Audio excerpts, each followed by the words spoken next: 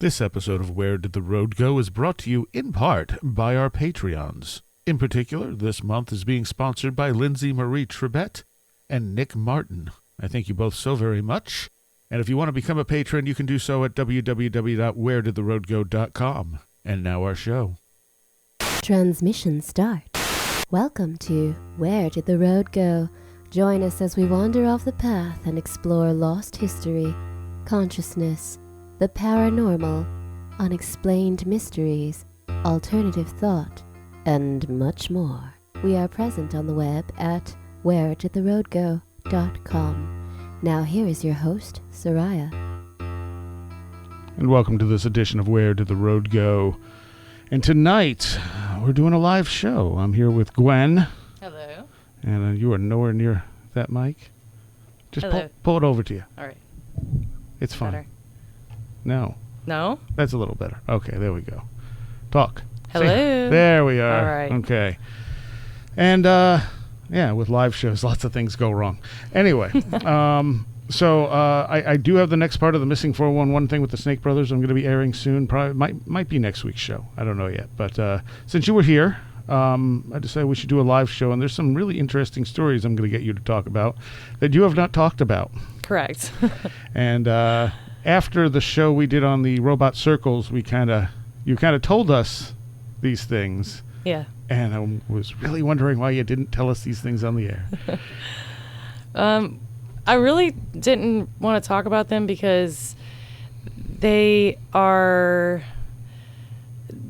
seem outrageous, and Yeah. I really didn't want... I mean, I don't even know what to take out of them. So it's hard for me to tell something to somebody that is confusing to even me. Fair enough. But they're very interesting stories. And Ren had some... we were hoping to have Ren or Tim Renner join us tonight, but neither one was available. Tim is lost somewhere in a cemetery, and Ren is, I don't know, doing something with his girlfriend. I mean, abducted by demons. So, because it's live, if you're listening on WVBR on Saturday night, you can message us. You can go to wheredidtheroadgo.com. There's a box that pops up, and you can message us, ask us questions, make comments, whatever. You can also message on the Where Did the Road Go group on Facebook or whatever. I mean, the website's the best place to do it because that'll pop right up on my phone, and I'm likely to not miss it. So, yeah, www.wheredidtheroadgo.com. But before we get into your weird stories, you were first on the show about a little over a year and a few months ago. Yeah. And tell people a little bit about how, just in case people haven't heard that or they didn't remember that show because there was a long gap between that and the next time you were on. Tell people how you got interested in the paranormal. Well, I'll start off with the story about the cat. That's kind of where everything began. And my mom had gotten us a cat, and we had it for probably a couple of weeks. And I was kind of a brat to the cat. I always picked on it by scratching it, around its tail, scratching it vigorously, trying to irritate it. Oh, how nice of you. Yeah. And so whenever the cat seen me, it would take off running. And one day I came out of the bathroom, and I looked down, and the cat's just sitting outside the bathroom. And I reached down, and I was going to pet it this time because it didn't run from me. And I went to go pet it, and it reached up and smacked the back of my hand. And it took me by surprise, and I was going to hiss at it to make it run away because it smacked my hand. And as I got real close to its face, its eyes changed. The iris got bigger, and it almost looked like it was looking into my soul, like it was looking deep into my soul. And it was as if time stood still, and me and this cat looked at each other for I don't know how long. And then the cat's eyes went back normal, and it turned around and ran down the steps and ran out of the front door. And we never seen the cat again. But it was after the incident that all this paranormal stuff erupted into my life. Prophetic dreams, shadows being seen. It was in this house that my mom's seen, I guess, what would be a doppelganger of me or a mimic. Just a lot of crazy stuff happened. And in order to understand that, my friend and I, we would go out to these different locations that was supposedly haunted. And they were really just myths and legends in the area, stories that were passed down. And we would go out with notebooks and pens and try to like investigate at 13, 14 years old. And it grew from there to actually working with a group of people or individually and going out to these places and trying to help others understand. When I was about 15, we moved into this house, me and my mom, and that's when I started experiencing a lot of the negative side of paranormal. Mm-hmm. And when my dad passed away and I took over the house, and I had small children at that time, they started being tortured by this entity or And what creature. was it doing? For my daughter, it just tortured in all these different ways. The one that affected me the most and brought me to this fight stance for my kids was she said it came out from between her bed, her mattress and her box spring, and it went over and it sat on her couch because she had a couch in her room. It was watching out the window, and then it went up on her dresser and started kicking all this stuff off her dresser. You're sure that wasn't a cat? Because that sounds like a cat. You know what's strange, though, is she described it as a goblin. She would tell me it had like this saggy-looking skin. She said it was all shadow, but she could see definition. I guess there was a difference in color of the shadow because she said it looked like a shadow, but she could see it had like the saggy skin, the pointy ears, and the glowing red eyes. And from there, it would jump off her desk, and it would run over, and it would jump on her, and it would bite her and pinch her. And she said all she could do was cover up her head until it stopped. And she only told me this story once, but I found out later on that this happened multiple times. And she just didn't tell you. And she just didn't talk to me about it. She was only 3, so okay, yeah, fair enough. This is really young for a 3-year-old to be making something like this up. And that really bothered me. So that's when I took this stance of I'm fighting for my kids rather than being afraid. Mm-hmm. And I told whatever this thing was after I tucked her in a bed and she was in bed asleep for the night. I went into her room and I said, you don't mess with my kids. You don't mess with my animals. You don't mess with nobody in this house. But if you want to mess with me, you mess with me, not with my family.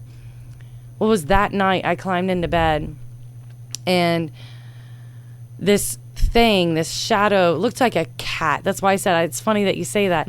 It looked like a cat, like Egyptian type cat. It was very pointy face, very pointy ears, had red eyes, and it walked. Well, it kicked into the bed first or bumped the bed. That's what made me look. And when I looked, I seen it, and it had those red eyes, and I was just like, it turned and looked at me. And my heart sank. And I said, leave now. And then it just faded into the darkness behind it. And my daughter never talked about that thing again. Interesting. Yeah. But that's kind of a little bit of what led me into really researching and getting more into the communicating aspect part of the paranormal. Yeah. Regardless of what it may be causing it, if it works, it works. Right, yeah. And, I mean, if we can find something that helps us communicate better, then that could help us understand what's going on. Were you interested in it at all before that happened, before the cat incident? No, it never even crossed my mind. My parents would tell stories, like, of stuff that they've dealt with, but me actually wanting it to happen or going out there and looking for it never crossed my mind. Did you see the article that I think it was Greg Newkirk posted about how they were ghost hunting and they accidentally interrupted a meth lab? Oh no, I didn't hear about that. I forget what, I don't know if I saved it or not. But they were younger and they were going to, let's see if I have it if I had saved the article. They were, going to this old house and they went upstairs and they're like, oh, we hear footsteps. And so they're like, all right. And they get upstairs and they're like, wait, is this people? And then they got a little freaked out. They grabbed some stuff like a shovel and some other stuff. And there's actually a picture on the page of them. Oh, wow. Like there. And when they got into the other room, they could tell there were people behind the walls. And there's all this stuff across the floor. And they went, okay, this is not haunting. Oh, This is let's get out of here right now. that's so scary. That's probably my biggest fear, is running into an actual person when you're at an open location and you just don't know if you're going to run into a real person or not. And that's scary. And that's the thing with this stuff. I mean, this stuff may be spooky, regardless of what you think of it, but it's running into real people in places they shouldn't be. That is the scary part. Exactly. Yeah, apparently I didn't save it. I might have reposted it on the Where Did the Road Go page, though. Yeah, I'll have to check into that because that's pretty funny. Yeah. And he's like, yeah, we could have died. All right, you know.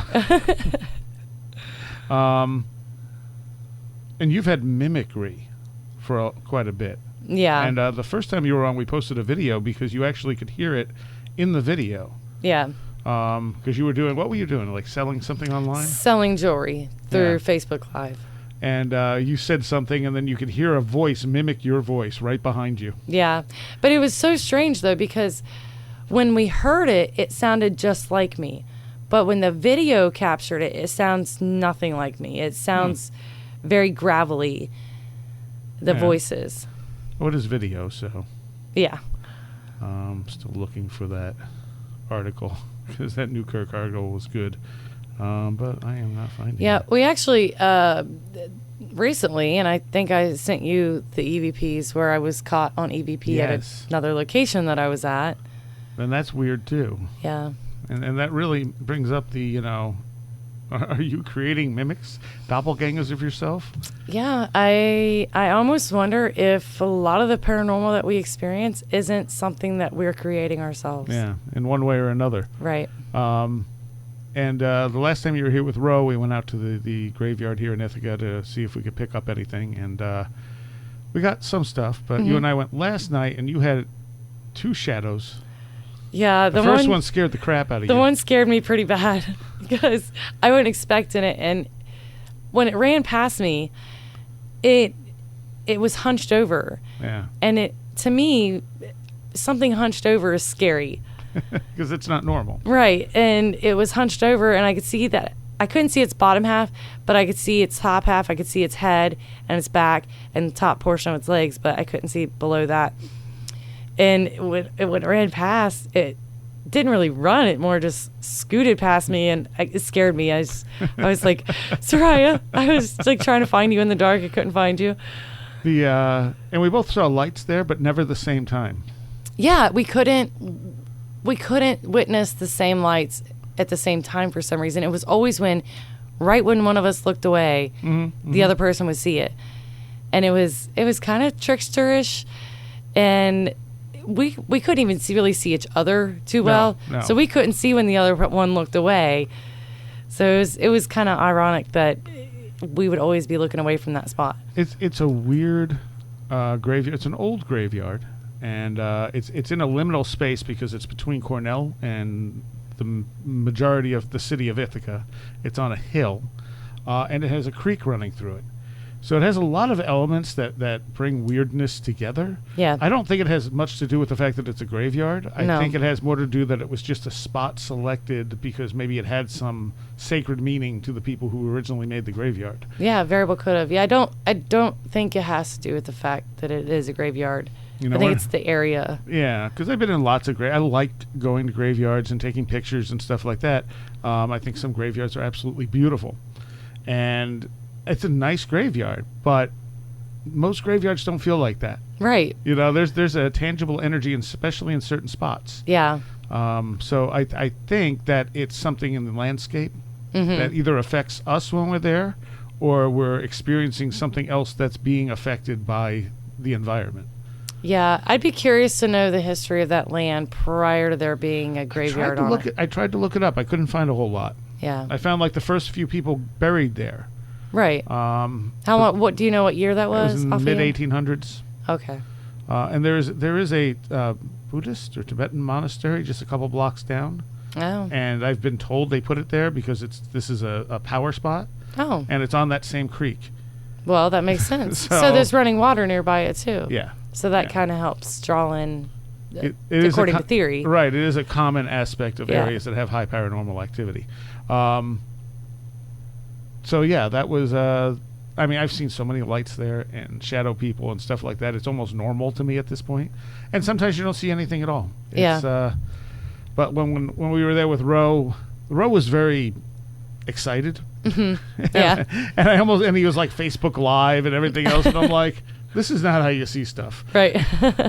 Sometimes it's nice if you just get a moment to just listen. Yeah. Just stand there. That was the other thing. There were some weird noises. Yeah. I mean, it sounded like things were climbing up and down the trees, and we'd turn a light on, and there'd be nothing. Yeah, and I heard almost like a bottle cap.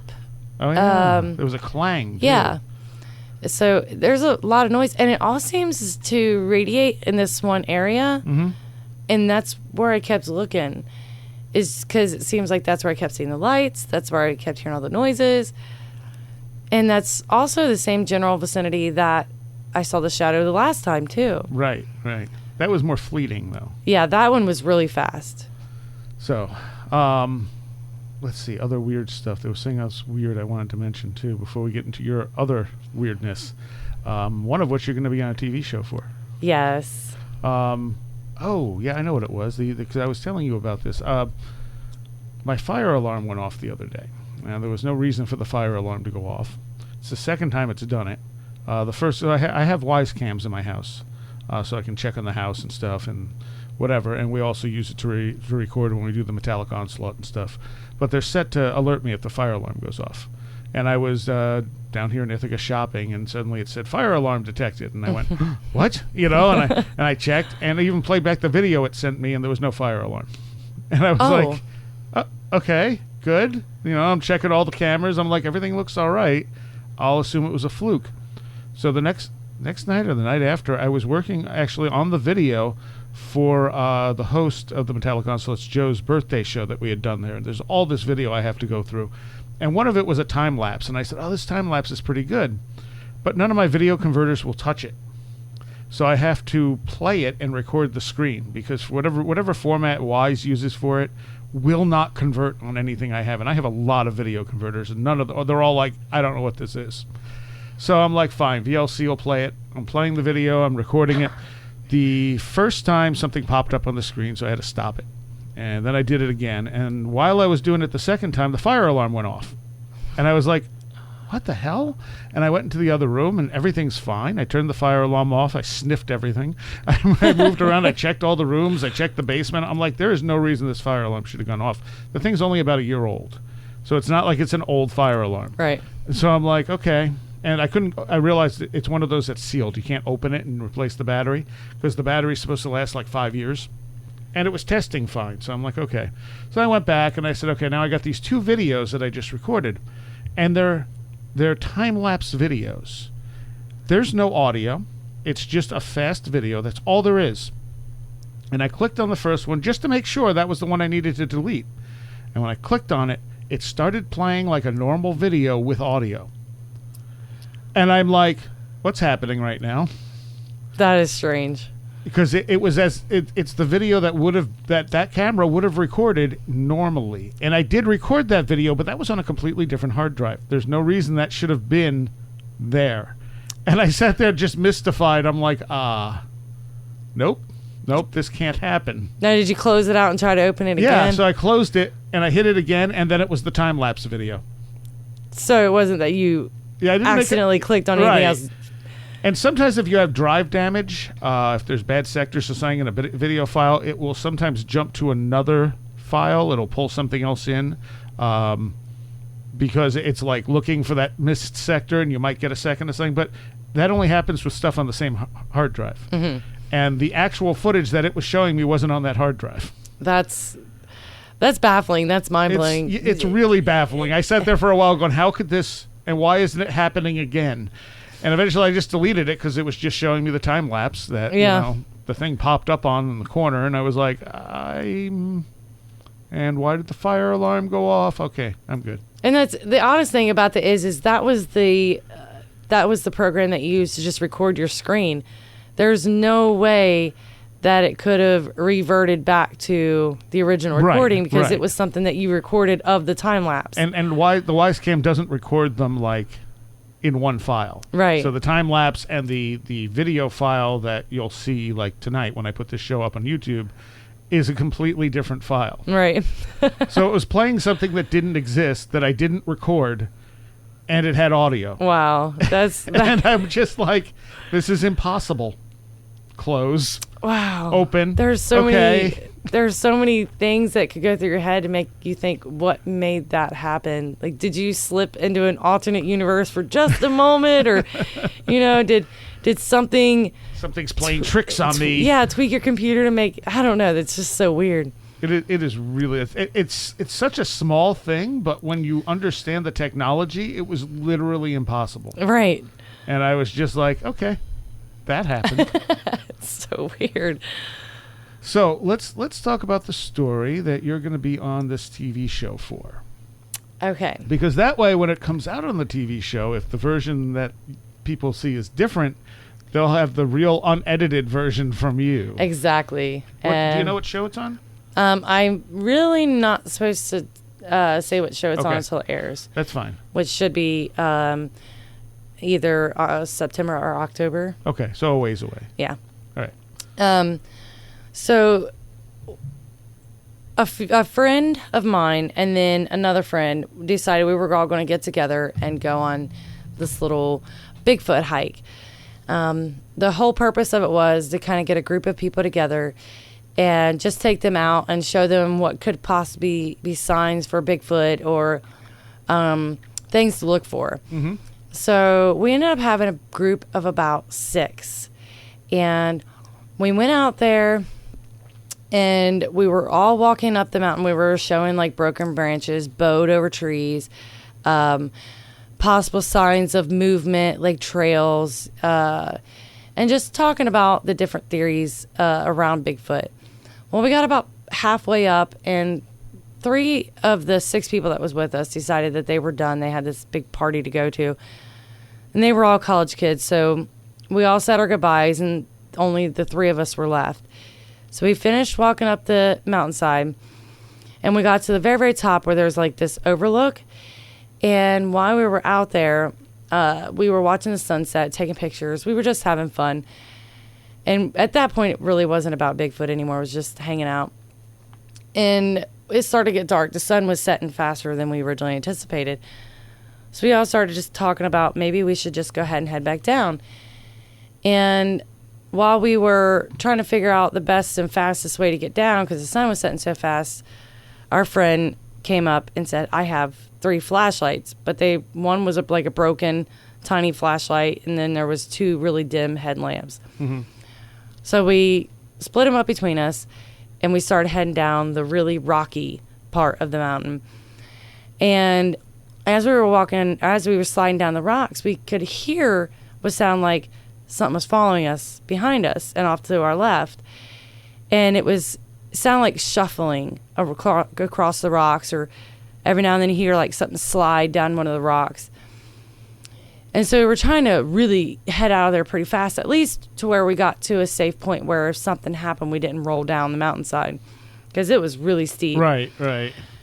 And finally we got back to a relatively normal path, and we got probably about a half mile down, and we all grouped together, and we decided we were going to try some tree knocking and some whoops.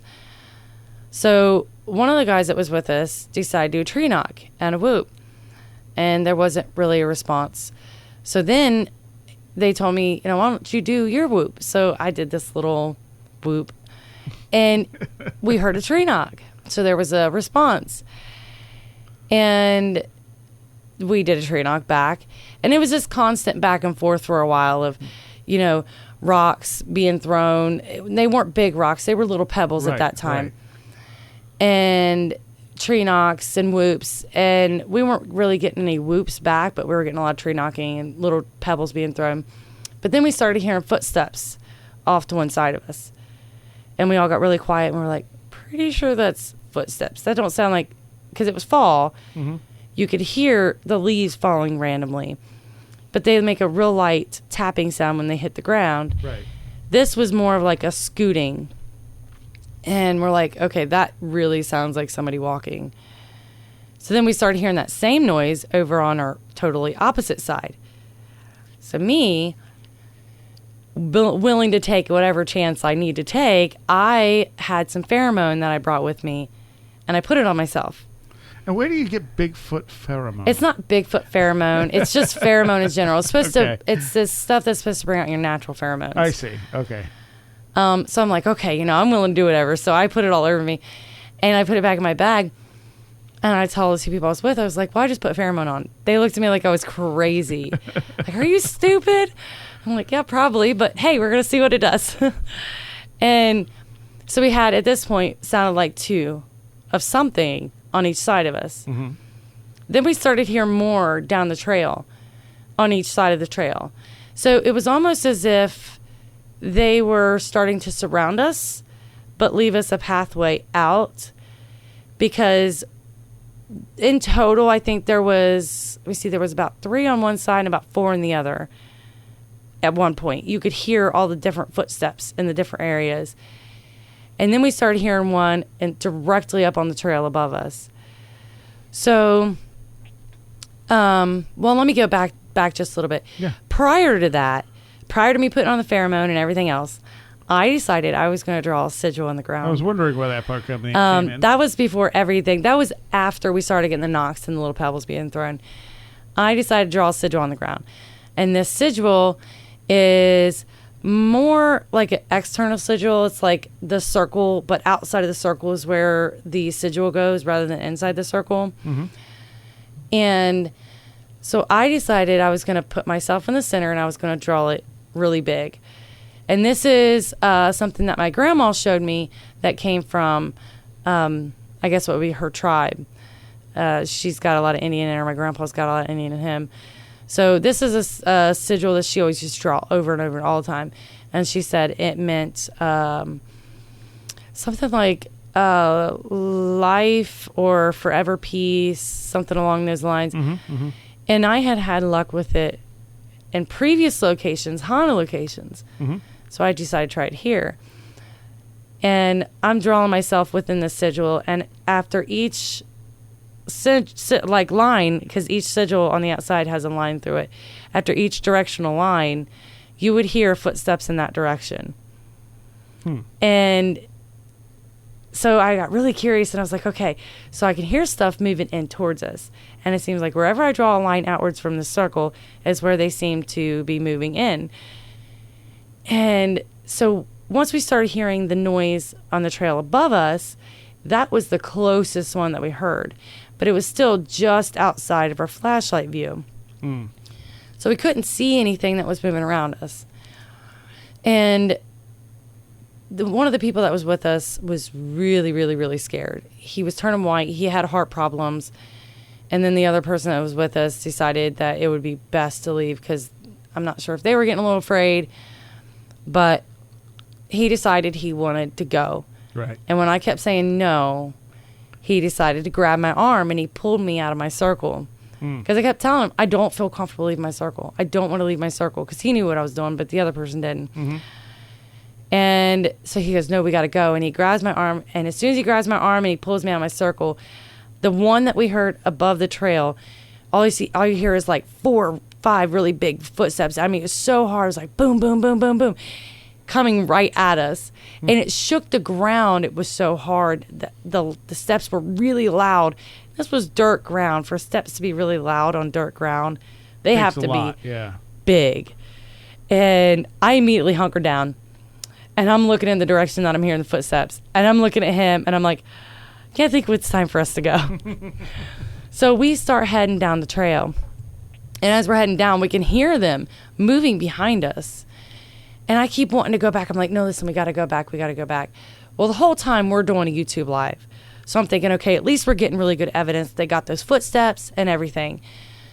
So I'm thinking, we got to go back. There's actually stuff going on. Mm-hmm. But, the one was just scared to death. The other one was really nervous. So we're leaving. And as we get down to almost level ground, we stop. We regroup, and we start talking about it. And as we're talking, all of a sudden this really big, had to have been a really big rock, gets thrown at this aluminum building. And it makes this huge, like, boom. It's aluminum, so it reverberates forever. And we're like, okay, maybe we're not far enough out. So as we're getting ready to turn around and walk again, another big rock, boom, on that same building. And we're thinking it's hitting the side. Later on, we find out that it's only a roof. Oh, okay. So it had to have come from above it, or like landed on the roof. Yeah, it hit the roof. And so we get past this one point, and almost it felt like a barrier. Like I could feel where we left this area, where we were safe enough out. Because as soon as we crossed that area where I felt better, all of a sudden you heard this real long whoop. And it was off to our right and down over a ridge, almost like it was like a creek area. And then another one up on another ridge made the same exact whoop. And then another one up on the next ridge made the same exact whoop. And then it went back down to the bottom and started over again. It was a long whoop, up on the next ridge whoop. And then it did it like 3 times like that. It was like a progression upwards. And it almost seemed as if they were letting the others know we were gone, like a victory cry. Right. And then after about the 3rd time of it doing that, you started hearing these whoops over here, this whoop over here. And I mean, it was just everywhere. And it was just going off everywhere, nonstop, just over and over and over. And I'm thinking, we're getting all this on YouTube Live. And I was so excited because we had left my EVP recorder at the hotel. Oh, okay. So I'm thinking, okay, at least we got this. Yeah. And the other person that was with us, his phone battery died, so he couldn't get any camera. He couldn't get any video either. So it was literally just my phone taking YouTube Live. And I was like, if we stop it now, we might miss some good stuff. So I was just letting it record through. So after so long of this continuous, like, whoop over here, and it was just everywhere. It was just continuous. We're like, okay, we'll go ahead and leave and we'll keep this going. It was still going when we left, all those noises. We got to the car and got in the car as we were pulling out. I hit the process video button on YouTube. And it said, YouTube has experienced an error. Of course it has. And I just felt like I died right then. Just the shame, the emotion, just everything. And I was like, no, please, no, please, no, please, no. And so I'm trying to like get it to fix. And I'm like, okay. And I'm typing all this stuff. I'm like, okay, I can't leave this menu because if I leave this menu, it might be gone forever. So finally get it to start processing. And then it takes it was 57 minutes, I think, my 57-minute video, and cuts it down to 9 minutes. Yeah. I was heartbroken. I was like, all that evidence, all those vocalizations, we lost it all. And it was so upsetting, but at the same time, I'm glad I got that experience. Oh, sure. And even having recordings doesn't prove anything, unfortunately. That's you know. Yeah, I was really excited the whole time because we never got to see what was there.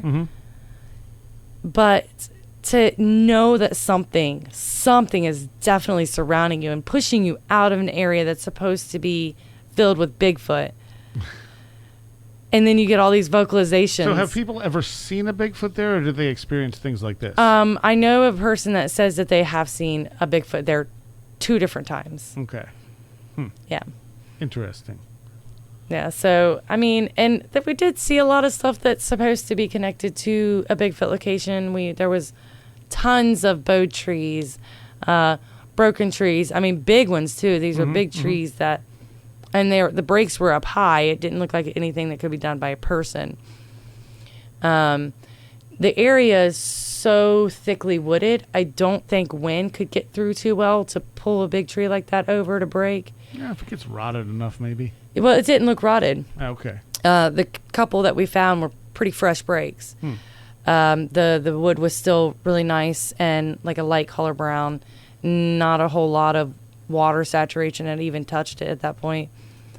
So, I mean, good signs, I guess. But what happened that night, I don't know what was there. I mean, Bigfoot fits the description the best.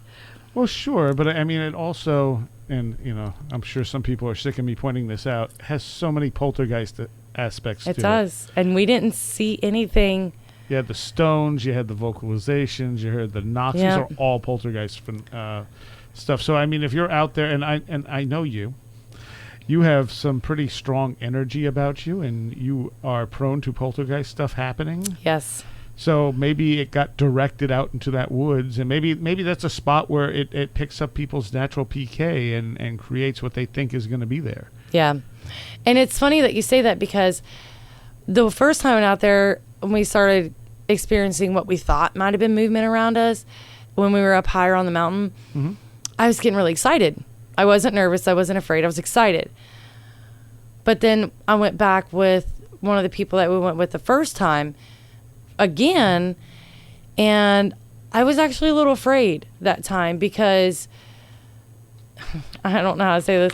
I didn't at that moment have a whole lot of confidence in the person I was with because of the way they reacted the first time, kind of fearfully. So it made me more fearful, because I'm like, well, if something happens, I don't know how it's going to play out. If, something were to happen. So it had a whole nother feel. Mm-hmm. And the more afraid I got, the more the energy around me seemed to change. It wasn't the same place. It was so different. Yeah. So it almost seemed like the atmosphere seemed to reflect how I felt, Mm-hmm. because even the person I was with picked up on it. They were like, this is different. Feels weird. And I didn't even say how afraid I was. I was trying to be brave. The second time I went out, I was really nervous, because I didn't know how things were going to play out if something were to happen. Yeah. Well, and you were also doing basically magical sigils, Right. which again shouldn't affect the flesh and blood creature. Very true. So if that's having an effect and it's responding to it, may be being projected out there. Right. I mean, it might be interacting with something that's really there, but maybe the Bigfoot is just a mask that these things are taking on in certain areas. I've often wondered that myself. Yeah. And I was going to say something else. I just lost it. All right. Awesome. I've often wondered if maybe there is a flesh and blood Bigfoot. I'm not going to say definitively how I feel one way or the other, because I'm not definitively one way or the other. Mm-hmm. If there is a flesh and blood Bigfoot out there, all these places where if there were flesh and blood Bigfoots, they would be seen more often, because they're populated areas. There's not much vegetation. There's really not much way for them to survive.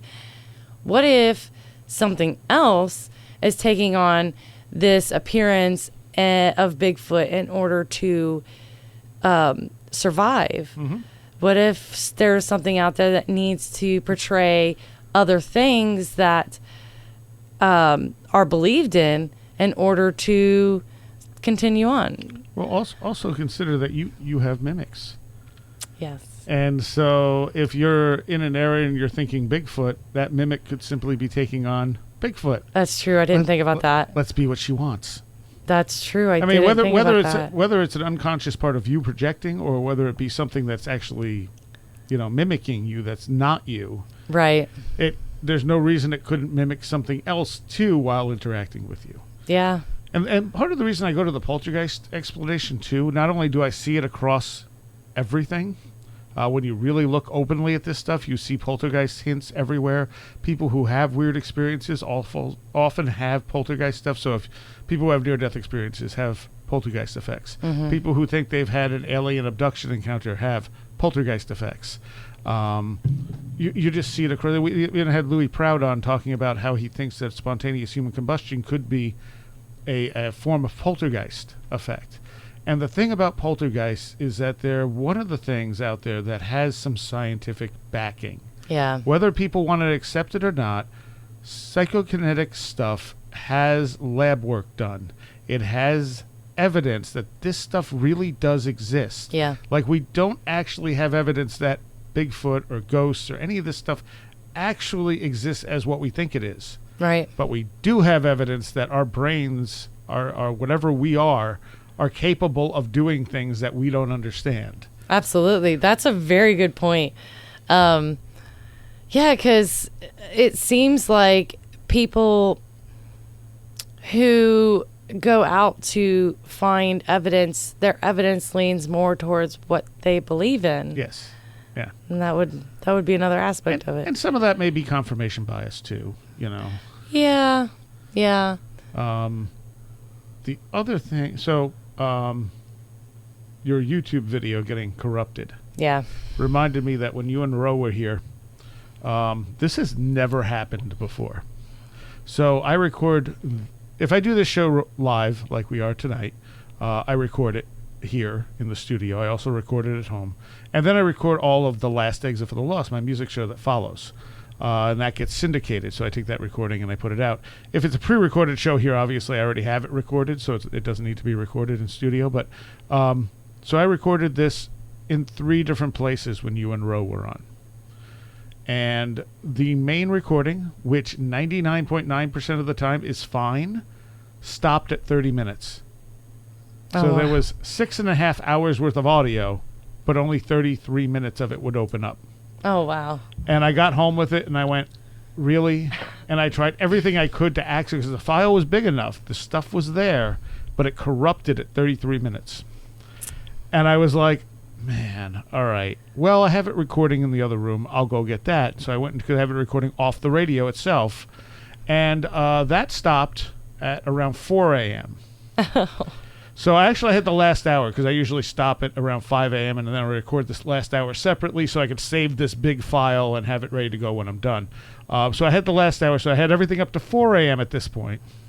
And I was like, okay, that's better. And I'm like, well, there's another computer right here in front of me that I also used to record.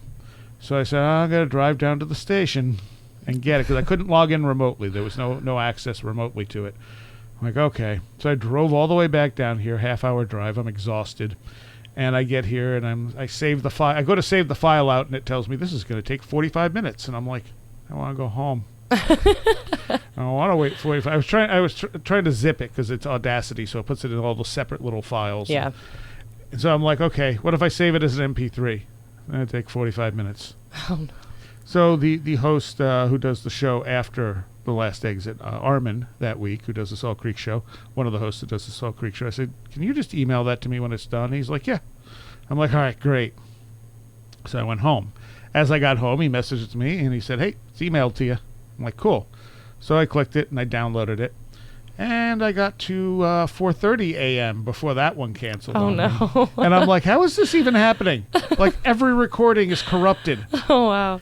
And it ended up with, like, one talk break that I had to put together. And apparently, when we had done the show on Tantra in that studio, I left Audacity running. And so that talk break, that actually recorded everything for 2 days. Wow. And I was like, wait, why is Audacity? Is it here? But when you mention, your video gets corrupted, and then the first time you're here live, all the audio gets corrupted. Yeah. And that's so weird, because that was not just on, let me see, how many devices? 3. Three different devices that have never failed before. So, yeah. Yeah, I wonder if it's just the fact that 2 strong energies got together and tried to use a bunch of electronics and it didn't work out too well. Or it's all Rose's fault. We'll just blame him. Damn it, Rosian. All right, so you have another experience that you have never talked about. Never. And then you told us, me, Brad, and Shirley, last time when we did the robot circles things. Nothing really come of the robot circles thing? No, not that I've noticed. We've gotten a few people who have had some interesting stories, but nothing that seems extremely relevant. Someone sent me something and I never listened to it. I got to go find that. It was a musician, and he said there was some connection in some songs he was writing that to robot circles. So that's interesting. I got to check that out. Because there was that song involved too. Yeah. So maybe it has more to do with something. a musical thing. But I didn't check it because I read it when I was in the midst of doing other stuff, and I said, oh, that's interesting, and then I forgot it until just now.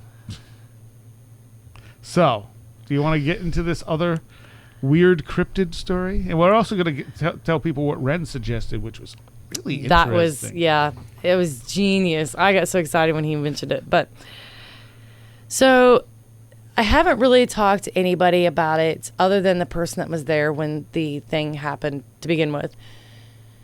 except for when I told you guys about it. So I bought my house, and it was within the first couple weeks that I lived there, and this was right around in May, and it had to have been in May when the full moon was out, because the night was really, really bright, enough to where the trees were casting a shadow. So I could probably go look back about, well, now it'd be about 6 years ago, to see when in May that full moon hit, because it was right in that month when the full moon hit. So I was outside, and I was just enjoying nature, because where I moved from, we lived right by a highway. It was really noisy. You never really got any peace and quiet. But this place was very, very quiet. It was out by a lake. And I was just staring at the stars, and something white caught my eye on the ground. And when I looked down, it was 2 possums. And they were like running across my yard. And I thought at first they were chasing each other. But somebody brought to my attention later that they could have been running. Mm-hmm. The person that was there when it happened. Now, he was inside. He was just inside doing his own thing while I was outside in the yard. And so I'm like, okay, I don't want to tangle with no possums tonight. So how can I stay outside and still get to watch the night sky, but not get bothered by possums and raccoons? So I had this big full-size van at the time. So I was like, I'm going to go climb up on that, and I'm going to watch the stars on my van. So I climb up on top of it, and I got my feet hanging off the edge, and I'm staring up at the sky. And eventually I sat back up, and I was just looking around. I was getting ready to go in the house, honestly, when I saw this big shadow. Within the shadow of the trees, there was a line of trees that lined the property. And within that line of trees, I could see an even darker shadow. And I was like, okay, that is the biggest deer I've ever seen. I thought it was a deer, because all you could see was the top part, and it was tall, about the size of a deer. And I was like, man, that's a really fluffy deer. And then as I watched it more, and it was just kind of walking along, I started saying, okay, that is not a deer. So I'm squinting really hard, and it's starting to come out of the shadows. And as it hits the light of the moon, I could see that it was not a deer. It was not like anything I've ever seen. And the best way I could describe it was a science experiment gone wrong. Because it looked like a hyena mixed with a werewolf, but it had a lot of dog-like features as well. So it was like a combination of like all these different things. And I'm like, oh my heart sank. I thought for sure I was gonna die, because this thing was huge. I mean, if it was on all fours and the height of a deer, that kind of gives you an aspect. It's big. Yeah, kind of gives you an idea of how big it was. And as it walked out into the yard, I noticed it was almost crawling on its belly. Its legs were really far bent. Its back legs were really far bent, and it was really fluffy up towards the top head area. But as it went back further towards its back end, its back end looked really, the hair looked different. It was a lot shorter, more shaggy, almost a little mangy. But So you got a good look at this thing. oh, I got a really long look at this thing, because it was just really slowly walking across the yard. But then its tail went back to fluffy again. So it's walking along, and as it's kind of crawling on its belly, its head is really low set, and it's swaying back and forth, almost kind of with each step. And I was thinking, okay, stay still, because I've worked with dogs my whole life pretty much, and I train them, and I know that as long as you stay still and you don't become a threat or run and become prey, you're usually okay. So I'm like, okay, just stay still, don't move. I was even holding my breath because I didn't want it to hear me at all. But then it stopped, and it held its head up, and I knew it had caught my scent. So I started to panic a little bit, and it put its head back down, didn't even look at me. It just sniffed the air and then put its head back down and swayed back over to where I was across the yard. And as it got to my feet, it lifted, it like pushed its whole front end up and stretched its head out and stiffed my feet. And it never really, I don't really remember seeing it up close. I think it was just because I was so freaking out that everything was just not making Surreal. sense. Yeah. but I don't think it ever made eye contact with me. It never really looked at me. It just acknowledged me in body language. And it just shrunk back down again after it sniffed my feet and started to sway its head back and forth as it walked back across the yard. And as soon as it hit the tree line across the road, my feet hit that ground so hard, I jumped off that van and took off running the house. And I told the person that was in there, I said, there was just a something out in the yard. I don't know what it was. And I just felt my legs starting to get wobbly, because at that point, it was just run and survive. But then when I knew I was safe, I just wanted to crumple. It was, and he goes out with a gun. Sure. And I'm like, okay, it went right over there. And he's like, I don't see anything. I said, I know. I waited till it got out of eyesight before I came in the house. And so he's like pointing the gun. I'm like, you probably shouldn't be doing that. And then he sees this little tiny white dog run across the yard. And he goes to point his gun. I was like, told you that. That's not what I seen. That's the neighbor's little dog. But I never seen anything else again after that in that area. But once I got more into researching the Bigfoot aspect of the paranormal, I realized that in that same time frame, within the same year, there was several Bigfoot sightings. In that area? In that area. This was not a Bigfoot. It looks, the TV show, I don't know if I'm allowed to say titles on the air. Yeah. Okay. The TV show Mowgli, the movie. Yeah, I don't know what that is. There's a hyena in that movie. And I had never seen anything that looked quite close to it. But then when I seen that movie, I was like, holy crap, that looks so much like what I seen that night. And in that movie, I'm pretty sure it's a hyena. And then when I was telling Ren the story, he sent me a picture, and it looked really similar to what I seen too. Now, there was just a little bit of a few things off about it, like its back end wasn't quite as skinny as this one's was. Right. But yeah, I seen this creature for probably about, the whole thing lasted about 7 minutes probably. Which is a long time for an experience like that. And I mean, I was able to see every little detail. Now, some of it, I think it's been lost to me, either just because times went by or because I was so scared. But I remember some of it sticking with me just because the whole oddity of the situation, kind of like how it looked like it had a foot and then it had its leg, but it was walking on part of its leg, almost like it had like an extra like bend in its leg that shouldn't have been there, and how the back end was really scrawny compared to the fluffy front end, the length of the nose. There's parts of it that have really stuck with me. The shape of the bridge of the nose, because it was a really odd shape. It was so, it didn't go from like face to nose. It was just such a gradual shape. Mm-hmm. It didn't, like normal dogs, it's not like a bull terrier. I don't know what a bull terrier looks like. It's a very sloped look. Yeah. This one was very similar to that, but there was an angle. Just a lot of aspects to it stuck with me. But then other parts of it, I think I've lost over time. Too bad you didn't write it down when it happened. I know. I'm really bad about that. And I keep meaning to be better about that. But then again, we're talking about me here. The thing, I would look at that and I'd say, you probably saw something that your brain just didn't know what to do with. Yeah. And so it painted a picture. And it's just like, it's a monster. There you go. Yeah. And you're sitting there going, what the hell? Yeah. And to other people, maybe it painted the picture of Bigfoot in that same time period. Yeah. Ren had an interesting suggestion, and he had said he wonders if some of these creature sightings are people actually astrally projecting. He's in dream state. Yeah, he's very into the astral projection stuff, as anyone who's listened to the show has heard him talk about.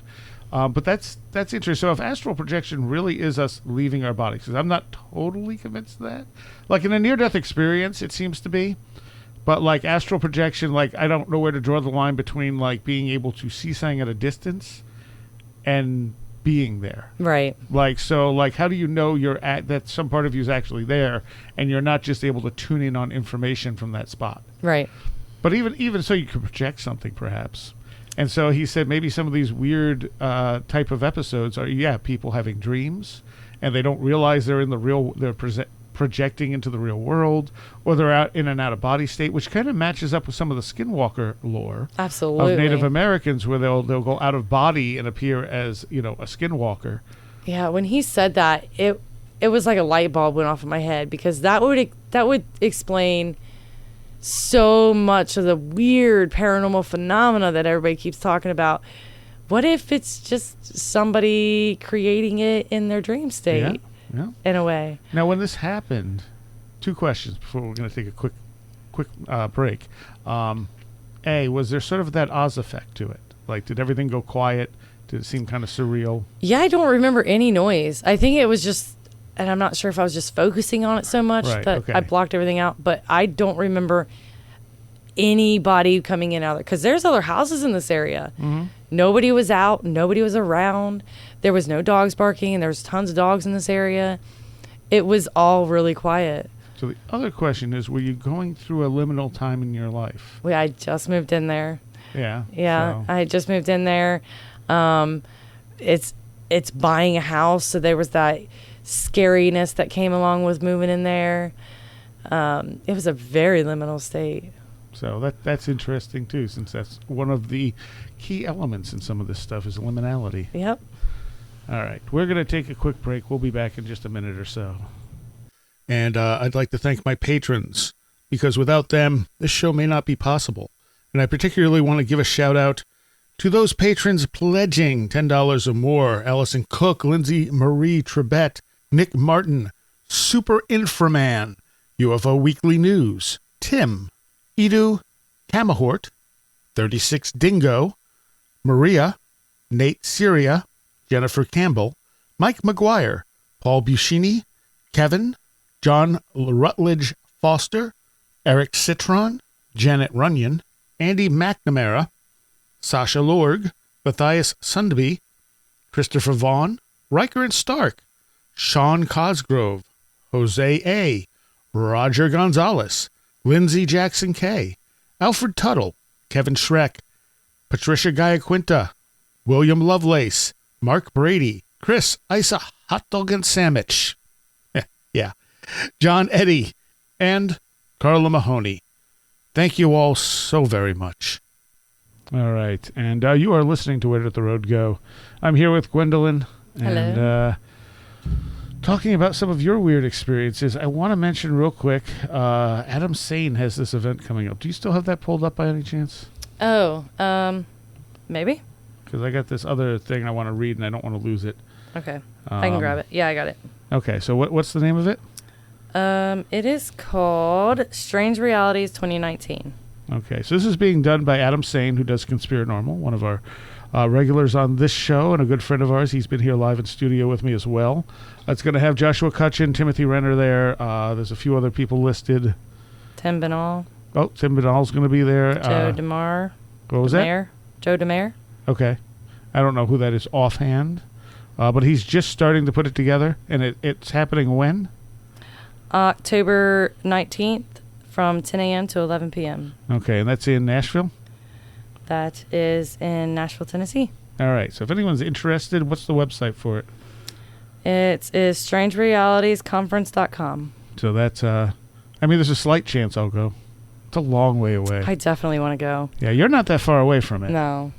So, hopefully this will be an interesting and successful thing. I'm really glad Adam's doing that. Things about ghosts, Bigfoot, UFOs, and music. Yeah, he's just covering everything. It'll be really cool. All right, so we had a question from someone who said, what do I think about cattle mutilations and things like the Oz effect, things perhaps related to the other that are independent of the human experience? So I think the Oz effect is distinctly affecting us. Oh yeah. Because that's us almost like shifting reality or an altered state of consciousness that kind of creates that Oz effect. But yeah, cattle mutilations, that's a tough one. I had Chris O'Brien on a 2-part for his epic book, Stalking the Herd, and that is easily one of the best books written about cattle mutilations. And even Chris I haven't read that. Chris is like, I don't know. I mean, some of it has earmarks of government testing. It really does. When you look at it, it's like, okay, But then there are the other cases. And it's like, why are there two different things going on here? Like, is there a other that is mimicking what the government's doing? Do the cases, or is the government using a phenomena to kind of hide what they're doing? Yeah. I would almost think that would be it, because it seems like it's been going on much longer than the government would have been testing for things like mad cow disease. Mm-hmm. So it might be that the government's going, well, this is a thing, so... I have a hard time with the cattle mutilation. A lot of the reason why I have such a hard time with it is because people see whenever an animal is mutilated in any way as immediately paranormal. True. And true. I think that that's hurt the big picture of the actually strange circumstances that surround some of these mutilations. People should remember that we do actually have wild animals that will go after livestock, and they will maim them and not always kill them, and leave you with questions of how did this happen, what happened, and some of them seem strange when they're really not that strange if you were to actually witness it yourself. If you had more information, but some of them are very, very Some of them odd. are very, very, very strange. And those are the ones that leave me with a lot of different theories and a lot of different questions. You got the one at the Skinwalker Ranch where the family was like one field over, and they saw and heard nothing. Were gone like 20 minutes, came back, and they had a mutilated calf. Mm-hmm. And they were like, "How did this even happen?" You know? Yeah, and I don't know about aliens from outer space, but I do think that there are maybe beings that are out there. Where they come from, I'm not sure, that have the potential to use our livestock and maybe even people to try different things on them. Sure. Testing and samples. The problem with any organized group is it would have to be huge, because the cattle mutilation thing has been going on for a very long time. Yeah. And that would require a large, focused group to do this and do it so... I mean, it would take a lot of money. You're not just going out there and carving up cattle. Yeah. Because that's the thing. They look at them and the vets will say, we have no idea what happened here. This is like laser precision. Yeah. When I worked in animal control, I went out to a few different places where there was mutilated cattle. One of them was really bad, and they looked really strange.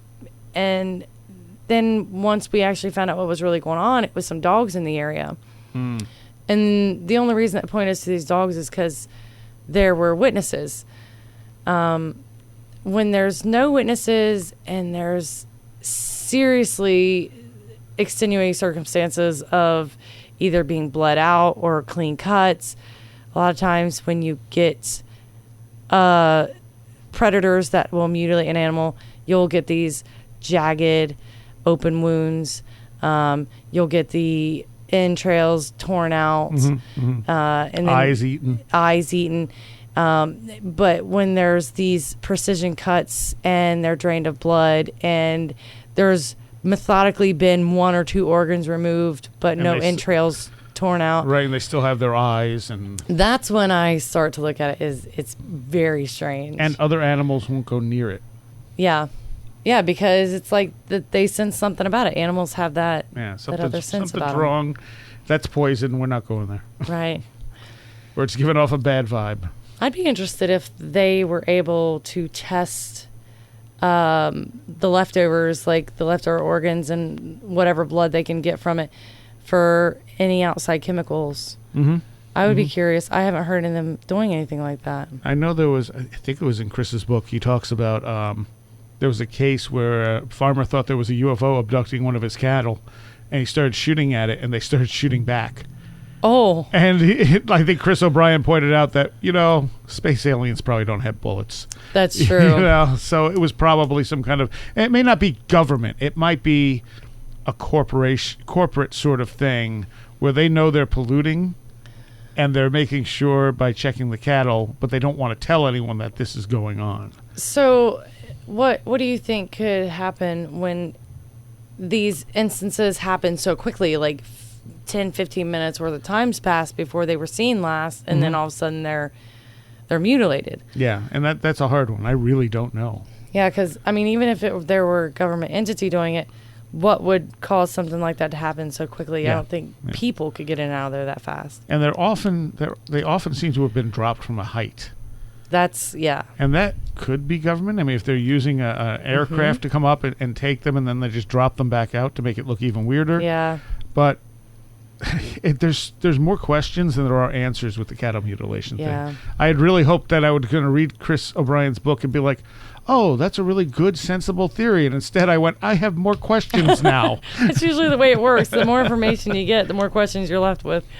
And, I mean, dealing with magic also, things like blood are very powerful. So it's kind of like, all right, they're drained of blood. Well, that's interesting. Why are they drained of blood, you know? I guess I didn't think about that. Blood has energy.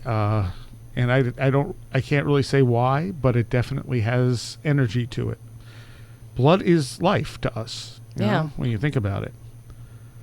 That's interesting. I'm going to have to, I don't know, I'm going to have to play around with that idea. And So as far as cattle mutilations, I don't know. There seems, like I said, I would say a lot of it probably is people. Yeah. With money, with motive, and most likely copying a real phenomena that's not as common but does happen, so they can hide what they're doing. That real phenomena, it is not, like this person said, it's not people-centric. Yeah. You know, it's not coming from us because we're not there when it happens. Sometimes we don't discover it, and there's probably plenty we don't never discover. Yeah. I could agree with that. Yeah. So that was a good comment. Thank you on that one. That's I do think a lot of this stuff comes from us. I do think there's probably an other out there that may use it.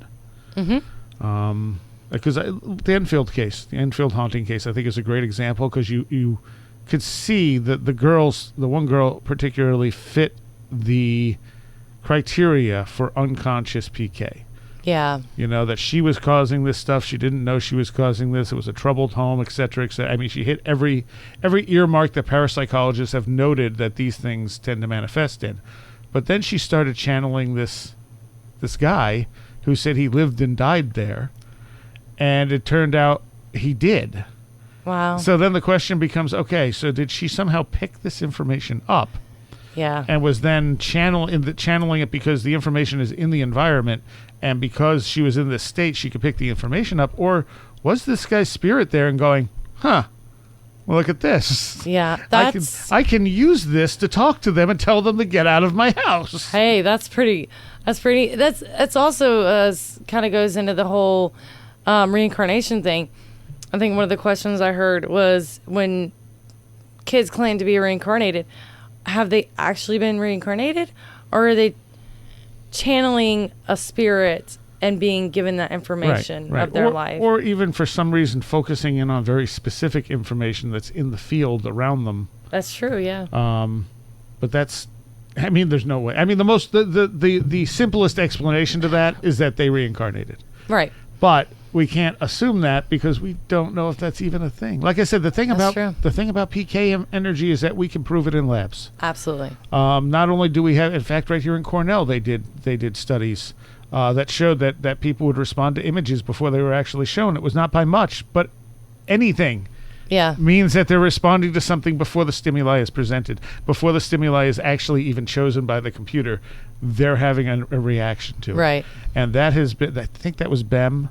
I can't remember his first name, who did the research, and it has been peer-reviewed and it has been duplicated.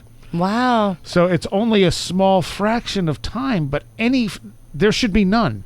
Yeah. Is the thing. So I mean that's with any of that stuff. I know a lot of people like I said, Rojan tends to dismiss that. He'll say, "Oh well, I don't believe in the PK stuff." It's like it's the one thing. Yeah. We have evidence that it actually exists, and I loved Robert Schoch's work on it. Schoch, who of course is known for doing the dating on the Sphinx, but he also did a parapsychology book with someone, and one of the things they found is that this actually relates into his work with ancient civilizations too. But he found that people would score better in lab tests for psychic abilities during high solar activity. And it was a very clear-cut pattern, which means, as he put it, either psychic abilities are real or there has been a conspiracy throughout the history of psychic research to only have good results when high solar activity was happening, which is not even something we paid attention to when psychic research was starting. Right. So it's pretty much a slam dunk. This cannot be faked.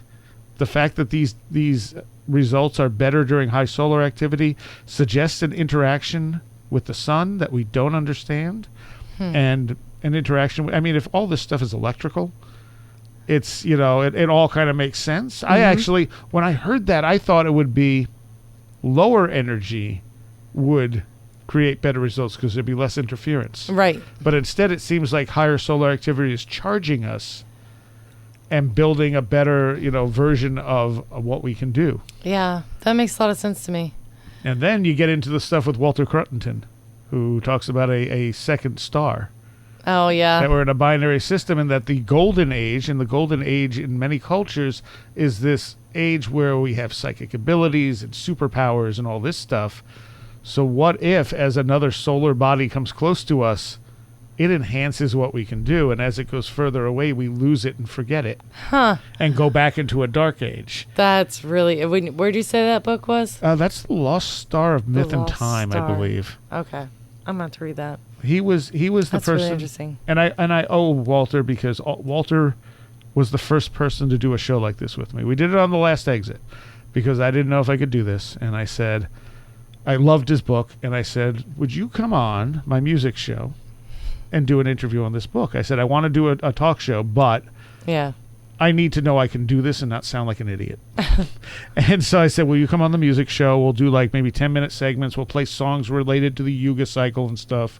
Oh, wow. That would be neat. Yeah, so because it played Therion and stuff who deal with this type of stuff. And it surprised him because he liked the music.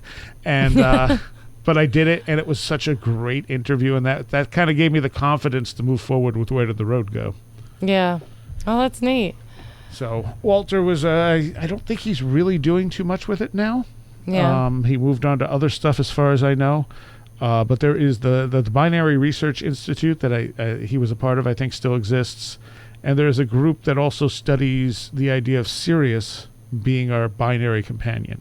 And the most compelling thing there was, as Sirius B moves in front of Sirius A, it affects the spin of the Earth. So here's a star that should have no connection to us. However many light years away it is. And yet, when one of the two of that system moves in front of the other one, it slows the spin of the Earth. That is... mind-blowing. I didn't know that. So there's a connection. We don't know what it is. We don't understand it. And it's just like, wow, okay. I think they've only been able to test it once because of how long the rotation is. But they set up all this stuff and they tested it and they went, oh my God, it slowed the rotation. Oh, wow. So there's a connection. When I had Walt Thornhill on, who does the electric universe theory, I said, because the problem with something like Sirius being our binary companion is it's too far away for gravity to account for it. And I said to Wall, so electric universe-wise, could we have an electrical connection with a star as far away as Sirius? And he said, well, I don't think we're in a binary system, but yes. And I was like, okay, all right. That's good that he said yes, though. Yeah. He didn't think that was the case. He's like, but yeah, it would work in the electric universe idea. And so it's like, okay. And I think Laird Scranton has actually posited that we're in more than just a binary, that we're one of numerous stars moving around a central point. Because that's really what it is. Like, you have a situation with Sirius A and Sirius B where it seems like one's rotating around the other, but in reality they're rotating around a center of gravity created between the two. Right. And so when you're dealing with bigger distances, you're getting more a bigger center where they're rotating around. Right. So it's not like we're spinning around Sirius. We're both hitting a center of gravity somewhere and then spinning back out potentially. Yeah. So, all right. How much time do we? Oh, we got a couple minutes left. All right. Any other experiences you haven't shared? I've had so many. Why don't you tell the one about my dad that I told you? I don't remember. Well, tell me. All right, I'll tell you again. So when my dad passed away and I took over the house. Okay, all right. My friend, or I had 3 friends over there, 4 friends. I had 4 friends over there, and then there was me. And we were all crowded around my bed. And I was sitting on the bed, and I think somebody else was sitting on this side of the bed. And then there was a few people standing up.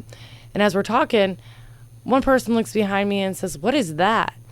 And as I turn around and look, there's like a mist or a smoke that's coming out of the bathroom. And you can see that it's not breaking apart. It's not fading. Normally smoke or mist will fade as it starts to move. It's not fading. It's all staying in the swirly collective almost ball. And we're watching this thing move out of the bathroom, and we're all like, all 5 of us were talking about it. And we're like, what could that be? What is that? And I was like, I don't know.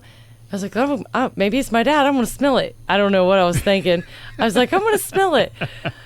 So I lean into it, and I smell it. And it smells just like my dad. And as soon as I smelled it, they said it just dissipated. It just went away really fast. And I turned around and looked at them, and I was smacking. I was like, I think that was my dad. And it started bringing tears to my eyes, and I was just really excited. But that was one of my good paranormal experiences. And there was so many people there that seen it. And still to this day, I still talk to pretty much all of them. But 3 of the people there, when we talk about it, they'll say how weird it was. It was a strange event, and they've never seen anything like it. But then the other person, I tried to talk to them about it, and they want to stop the conversation. They said, "Oh, it's not a big deal." They seen it, but they kept trying to write it off as something else. It's just that normal, house fog. Yeah, normal house fog. But it was just strange how it just continued to swirl in all these different patterns, and it never made any specific shape, but it moved through the bedroom, out of the bathroom, and just stayed all in one big chunk. And it never went away until I leaned into it. And it's always interesting when multiple people see the same thing. Yeah, especially when it's like moving so slowly that we all have time to discuss it and try to figure out what it was. And then decide to sniff it. Well, I don't remember if I necessarily said I was going to smell it, but I know I wanted to put my face into it for some reason. And I happened to smell it. Or I decided to smell it. Weird thing shows up, and your first option is put my face in that. I will do that, or I will poke it with a stick. So we got a comment here from Dale who says, the Bell Witch and Jeff the Mongoose are more other examples of poltergeists that appear to have an independent personality.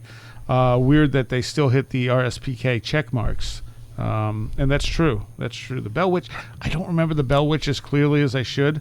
And I know there's a lot of stuff that was added to the Bell Witch tale afterwards, and I think that's one of the things I learned and was like, oh, this makes way more sense. The whole Bell Witch story came from a guy who was writing a book of stories that was passed down through his family, right? Well, I think there was an actual Bell Witch thing. Yeah. But there's like a cave, too. Yeah. And they take people to the cave. I think it was an actual thing. From what I understand, the cave that they actually take people to is the wrong cave. Well, not only that, but I think the cave is only related vaguely, like after the fact. To the actual probably. thing. I think that they believe that that's where the Bell Witch comes from. Yeah. And Jeff the Mongoose is one of my favorites of all time. Yeah, I don't know if I'm familiar with that one. So Jeff the Mongoose was a poltergeist that appeared, I want to say Scotland, somewhere in that region. And it was like, it started off like a normal poltergeist. And it was in the wall, and it started talking to them. And it explained to them that its name was Jeff the Mongoose. Yeah. And it would do things like bring in gossip from the town. Yeah. And things like that. And I think only once did they ever get a sighting of something that might have been the actual thing, but mostly it just talked to them. Yeah. And it gave them information, and other people could come and talk to it. And I think it started with knocking, and then it eventually moved into voices. And it was witnessed by a lot of people. I love that story. And it does seem, it seems almost like, it started up as a normal poltergeist, and Yeah. then maybe something other hijacked it. Yeah. I think that's what I kind of think. It goes along with the same theory I have with Bigfoot. Something is hijacking the whole Bigfoot thing. And Yeah. There's so little we know about what we are, what we're capable of, and what reality is, yeah, that it's crazy to try and pin any one thing on this stuff. it is. It is, especially when you get such similar events that happen in all these different varieties of creatures and Yeah. paranormal experiences. So we are just about out of time. People can find you where? Facebook, Uncharted Paracryptid Studies. Okay, what is that exactly? We go out to pretty much any paranormal location, whether it be UFOs, Bigfoot, spirits, and we will either investigate an area that people want us to investigate, or we go out to areas just to test new inventions and ideas. Okay. And you have a couple things. You have one you invented. I do, and I think I'm nearly done with another one that's going to be kind of a two-way radio. Really? Yeah. All right, I'm curious now. We'll see how that works when you get it done. Yeah. All right. Well, thank you. This has been excellent. And thank you, everyone. Thank you for sending in comments and questions. We'll try to do live shows as often as we can. I know Peter Robbins is going to be coming up in studio at some point. And later in the year, hopefully Mike Cleland. So, all right. Until next time. You have been listening to Where Did the Road Go? This show is made possible in part from our Patreons. And we thank you and everyone listening for helping us continue this exploration of the strange. You can always find everything Where Did the Road Go related at www.wheredidtheroadgo.com. And thank you so much for your support.